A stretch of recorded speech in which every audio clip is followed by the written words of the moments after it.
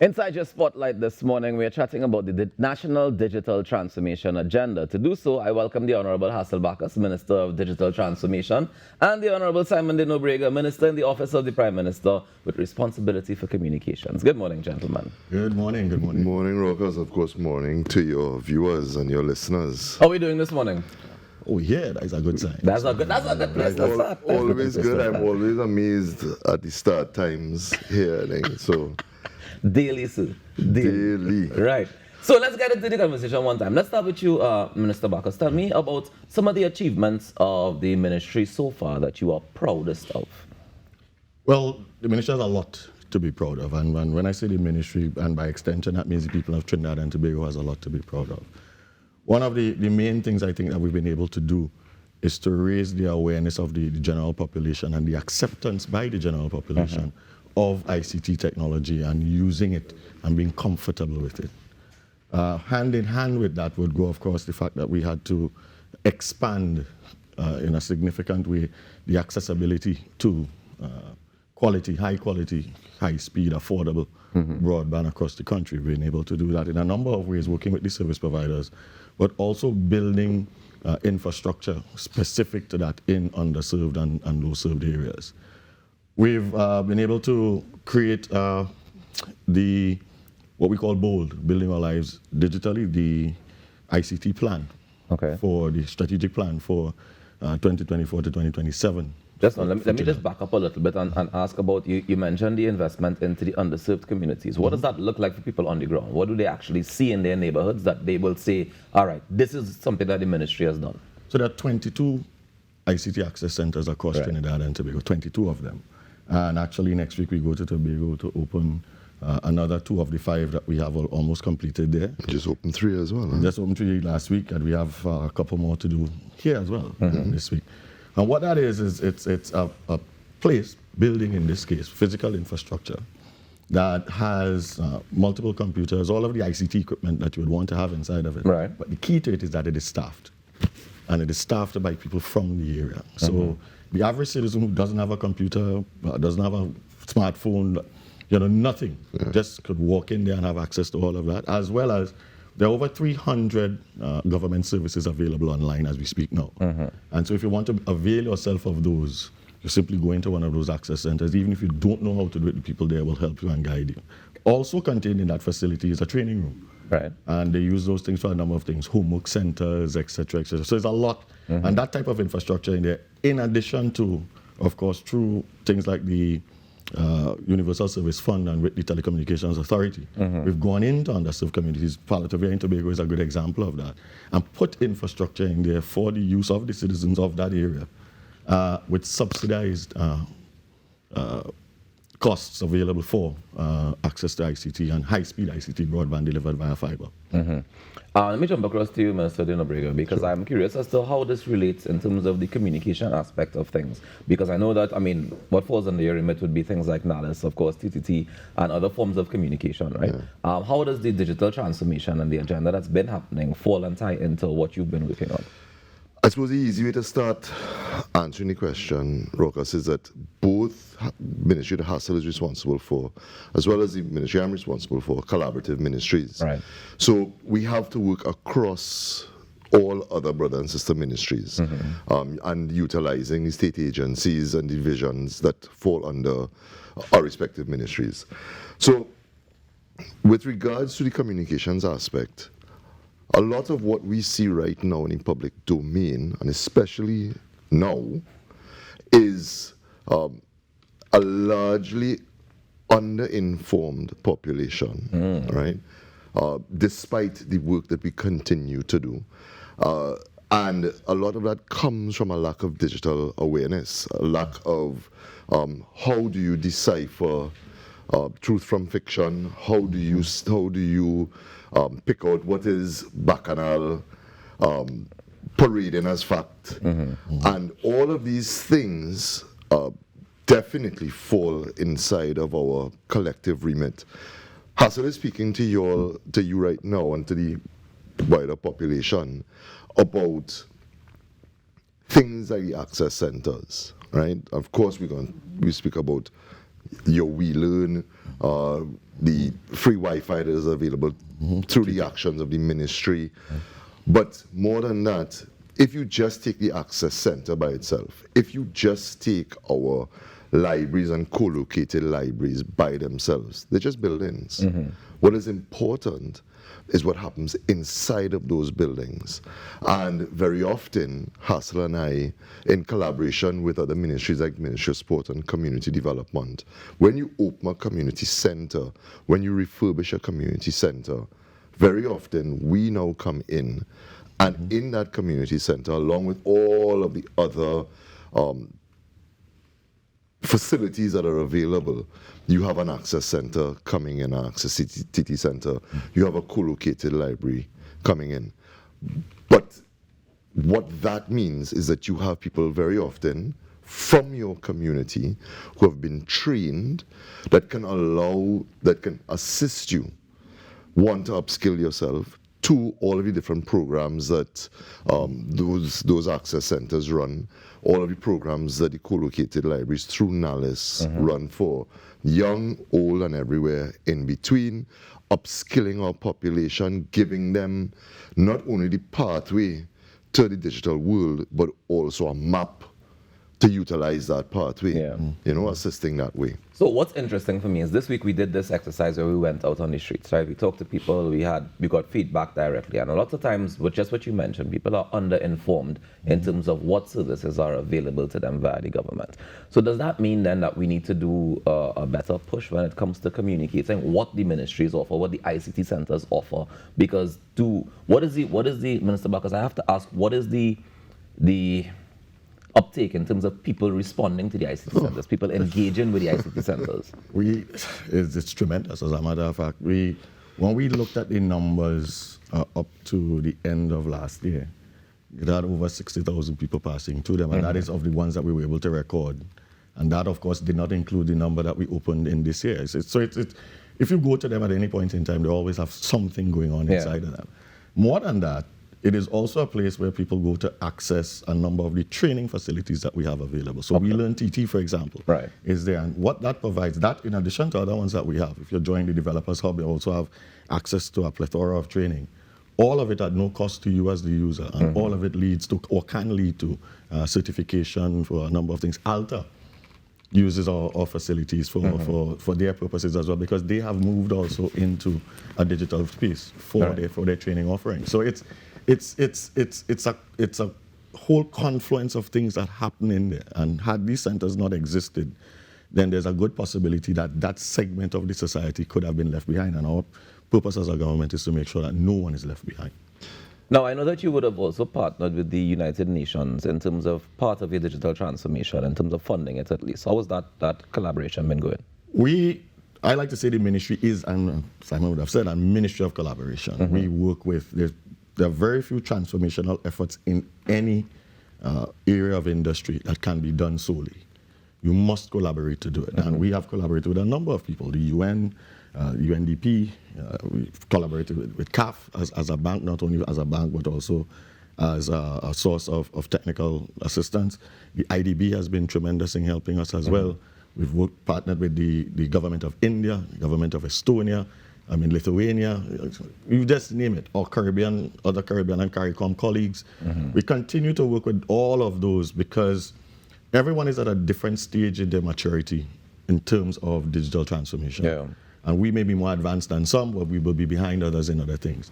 And because of the way in which I have charted this agenda in that we are going to use as much open source technology as we can, what that means is that our partnerships with these areas means that they can bring what they have because they own the intellectual property for the things, and then we are able to have them help us build them.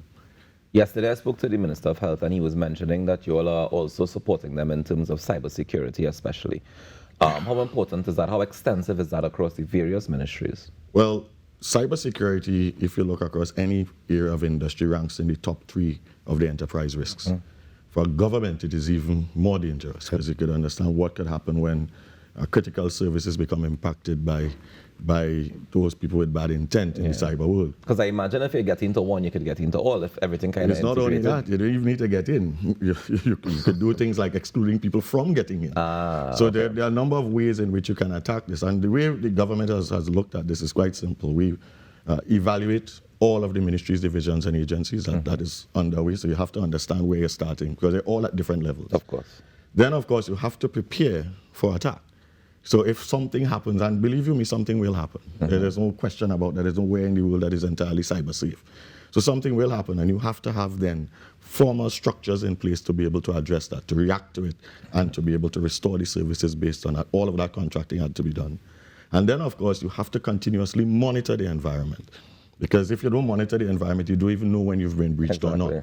All of those things are happening in parallel across all of this. And we've so segmented the government itself into areas that we consider to be critical infrastructure. And as a result of that, those areas have been prioritized for all of those things that we spoke about. Ministry of Finance is a good example with its extensions into customs, etc. Right. As we develop the ICT industry in Trinidad and Tobago, and as we digitalize more and more of the government, then the attack surface changes. I'll give you a really good example. WASA. WASA has opened a brand new, well, it's a few months old now, command center. From in it, they can turn on the pumps everywhere in Trinidad. You could see where the leaks are, etc. Could you imagine if somebody got control of it? And if they wanted to be fairly reasonable, because they will just turn off all the water in Trinidad and Tobago, and then they would have to react manually. But they could be even more destructive. Get control of it and turn on every pump in Trinidad and Tobago and destroy the water infrastructure that you have. So now cybersecurity for WASA becomes something that they probably would not have considered as important before. But now that you've advanced your technology, you have to do that. We have a responsibility to safeguard all of that. All right. When we talk about safeguarding, Minister Dinobrega, let me jump back across to you because you mentioned just now the misinformation. How do we navigate, especially at this time, the next 19 days, when we talk about navigating misinformation, we talk about navigating things like AI, people creating fake things that did never happen, people using other people's letterheads. We've seen a whole bunch of people using digital means to be able to communicate whatever their intention are. How do we navigate that in this time? Well, I suppose it comes back to a question you were asking a little earlier, Rokas.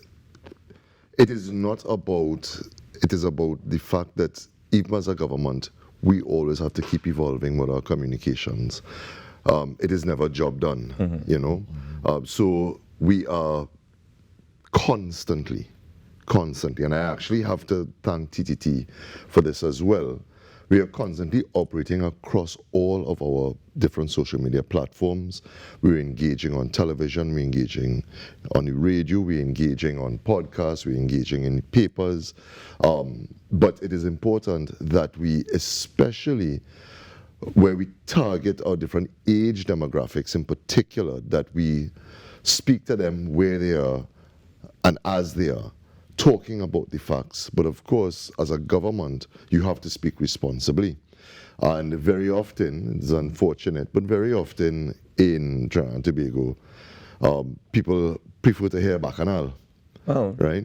But we gravitate towards it. But for things like that, being on the on the platform is important. So when I said thank you to TTT, simple things like TTT creating a presence on a platform like TikTok and having content that is there, not only being engaging for their followers, but also disseminating fact.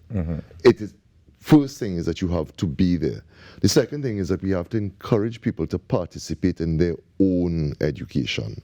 So we are there. Well, you can follow TT GovComs on any of the platforms. Facebook, Instagram, TikTok, X, LinkedIn, YouTube, et al. The same applies to TTT as well. The same applies to ministries like the Ministry of Digital Transformation. The same applies to ministries across the board. Let's be participants in our own education so that we can make informed decisions, that we can inform our own opinions as opposed to being led by somebody who is just speaking into a phone using language that no government could ever use. But of course, that drives the algorithm very often we have to ask people to work with us, to beat the algorithm, to get information to you. We are also getting to people directly at TTGovComs with our own WhatsApp channel, where that information can come straight to your phone and take you where you need to go to actually get to the details of it.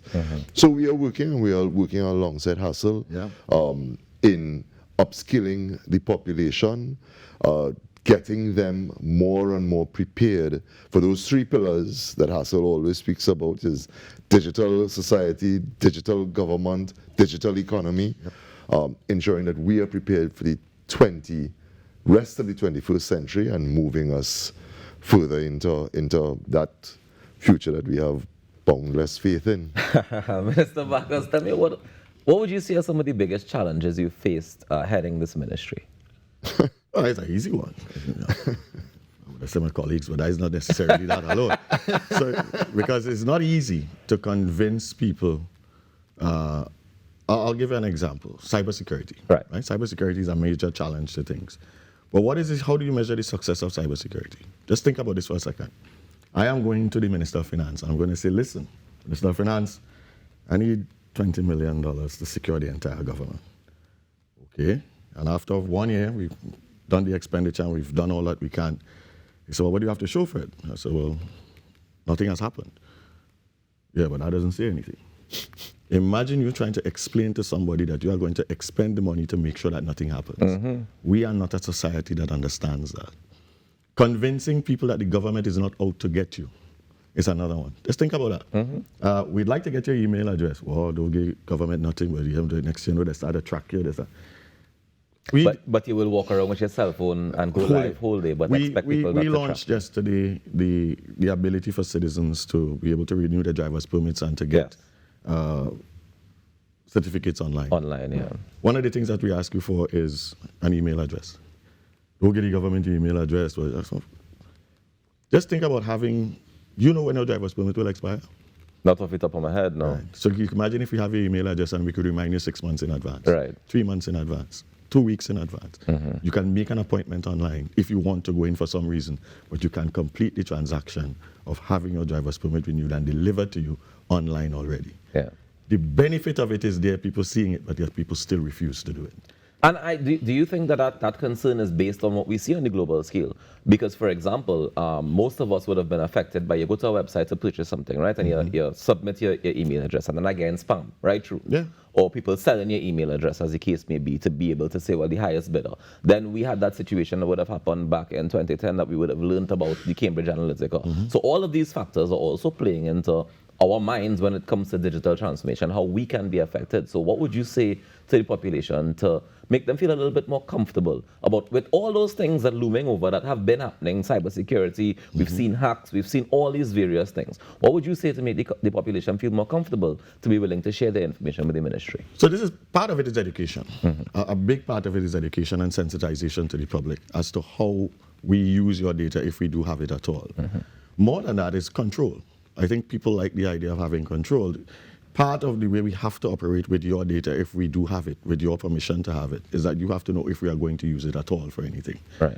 Some of the things that happens to people is that you go to sign up for a site, they tell you need this, and there's a long terms and conditions, and you just click terms and yes, I accept. Yeah. Nobody reads it. Yeah. But as a government, we have to be responsible. If we have your data, we are responsible for it. So we try through education, through sensitization, through just general, and Simon has a big part to do with that and his ministry, just generally broadcasting that you can trust us to do things. You still see this phenomenon. People will buy stuff on eBay, but they wouldn't pay their electricity bill online. All because it's local. A big thrust that we had to also convince people of is that we have developers and people here who are as good as the rest of the world, who can build things for us. If not better in some cases. In a lot of cases, it's better. I have trumped this in a number of cases, and now you're seeing where this is coming out, where almost in every ministry, every sector that we have in the government, where all of these applications and services are being built digitally and rolled out. And we're not paying companies all over the world to build them for us. They're being built by our own developers and our own people here. A big part of it is to convince people that we have the capability and the capacity to build those things to the level and standard that we have. And we have done it. So my message to the population is, no matter how many of these things we digitize and put there for your use, my advice to you is we're only doing them for one purpose, and that is to make your lives better and easier. My suggestion to you is to go online and try to use the services as much as possible. We will take the responsibility and have taken that responsibility for the security of your data. Minister Dino Brigger, we have 30 seconds left. I just want you to, you can look into that camera and you can tell the population what message you would want to leave with them when it comes to responsible communications, especially at this time. So I think the underlying message that needs to be sent at all times, but of course particularly now, is there is a cynicism and there's a toxicity that exists in the online space. It is an unfortunate reality, but it is a reality. Just up to yesterday, we would have seen, the population would have seen that there is a government that is in place now that has absolutely no problem coming to a population to tell uncomfortable truths and to tell the population that this is the way forward, these are the plans that we have, and as soon as we have the ability to tell you more, we will. Through all of this, it is important that you get your facts, and it is important that you base opinions on those facts. Please follow TTGovComs across all platforms. Follow TTT Online, follow ministries, and allow yourself to be a participant in your own decision making and your own education based on fact. I think I have to buy you a clock so you know what 30 seconds or something. Yeah, And he went over by plenty. I know that, yeah. Jesus and angels. Thank you very much for joining us this morning, Minister. Never feels, I realize you have that cut us on your chest. If you For a reason, it's exactly for a reason. The Honorable Simon Denobriega, Minister in the Office of the Prime Minister with responsibility for communications, and the Honorable Hassan Bacchus, Minister of Digital Transformation, joining us this morning inside your spotlight. Thank you very much, gentlemen.